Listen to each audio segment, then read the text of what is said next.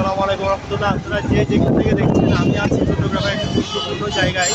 যে জায়গাটি সারা জীবনের জন্য ইতিহাস হয়ে থাকবে।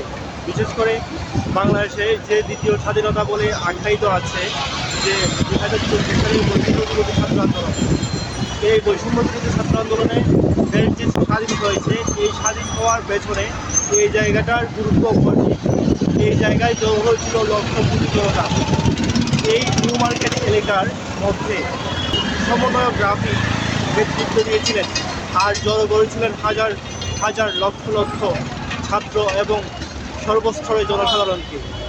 আমি এই জায়গায় দাঁড়িয়ে আছি। দেখুন যে আগের এই চত্বরটা আর এখনকার চত্বরটার মধ্যে অনেক তফাৎ দেখা দিচ্ছে, যে অনেক কিছু পরিবর্তন হয়েছে এখানে। যখন 2024 সালে বৈষম্য ছাত্র আন্দোলন চলছিল, তখন পুরো নিউ মার্কেট এলাকাটা জনসমুদ্রে পরিণত হয়েছিল এবং এখানে কোথাও কোনো ফাঁকা ছিল না। এই যে আজকে আপনারা বিভিন্ন স্থানে দেখতে পাচ্ছেন যে গাড়ি চলাচল করছে, এই গাড়ি চলাচল টোটালি ছিল না। হ্যাঁ, অর্থাৎ এই জায়গাটা যদি 2024 সালে বৈষম্য ছাত্র আন্দোলনে যদি কোনো ইতিহাস, কবিতা কিংবা যে কোনো নাটক বা যে কোনো কিছুই যদি রচনা করা হয়, তাহলে এখানকার ইতিহাস অবশ্যই লিখতে হবে। আর না হয় আপনার ইতিহাস কিংবা কবিতা সব কিছু অসম্পূর্ণ থেকে যাবে। তো এই জায়গাটা আমি আপনাদেরকে আরও বেশি ঘুরে দেখাবো। যে দেখুন, আমরা একটা স্বাধীনতা পেয়েছি। এই স্বাধীনতার পেছনে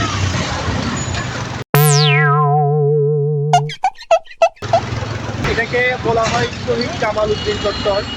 আমরা যদি চত্বরটার দিকে ভালো করে তাকাই, তাহলে দেখা যাচ্ছে যে চত্বরটাকে নতুনভাবে সাজানো হয়েছে। এই চত্বরটা নতুনভাবে সাজিয়েছে বৈষম্য বিরোধী ছাত্র আন্দোলনের ছাত্ররা। তাদের গ্রাফিটি দিয়ে এখানে দেখা যাচ্ছে 1952 সালের ভাষা আন্দোলন, 1969 সালের গণ অভ্যুত্থান এবং 1971 সালের মহান মুক্তিযুদ্ধ এবং 2024 সালের স্বাধীনতা, এবং সর্বোপরি উপরে একটা লাল সবুজের পতাকা পথ করে উঠছে। এটাই প্রতীয়মান করছে দীপ্ত কণ্ঠে, বলিষ্ঠ কণ্ঠে স্বীকার করছে যে বাংলাদেশ আজ স্বাধীন হয়েছে।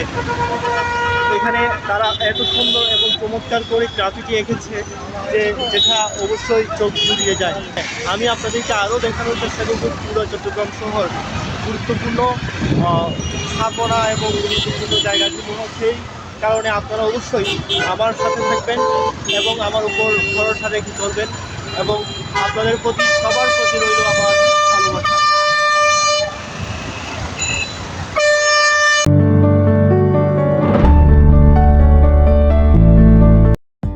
বৈষম্য বিরোধী ছাত্র আন্দোলনে, সে আন্দোলনে কি আপনি সম্পৃক্ত ছিলেন?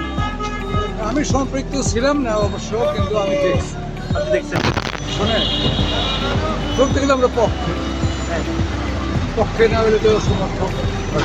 কেমন আছেন? ভালো আছেন? দুপুরে খাওয়া দাওয়া করছেন? হ্যাঁ, বাসায় নাকি হোটেলে? আমাদের পাড়াগুলো বৃষ্টি করে নিয়ে যায়, তারা আমার না মাত্র রাত্রি। তো আমরা একটা দোষ আছে, তারা দিতেছি কোনো সিএনজি বাস কোনো এখন দোষ নাই। আমার একটা দোষ এরা এক্সিডেন্ট করে, এরা কিছু করে না। এটার মধ্যে আমি করি আমার দেখেন, আমার সিলেন নিচে একটা ওভারটেক করে, তার মানে ডিমান্ড যেরকম পাইলট যেরকম এরকম গাড়ি চালায়, এর মধ্যে কথা। আচ্ছা, এখন এখানে এই দায়িত্বটা আপনি কাকে দিতে চান? আমার দায়িত্ব আমি কেন যে আমাদের দেশের মানে কি ছাত্র ছাত্র আছে, দেশের মানে তারা মানে ওইটা সমাধা করে আমাদের চাইছেন আমার জমাটা করে হচ্ছে করে, এটা আমার চাই না। আচ্ছা, এটা নিয়ে কথা হবে ইনশাল্লাহ। চট্টগ্রামতে মনে করেন আইন হিসাবে যেটা ভালো হয়, মানুষের যেটা ভালো হয়, মঙ্গল হয়, সেটা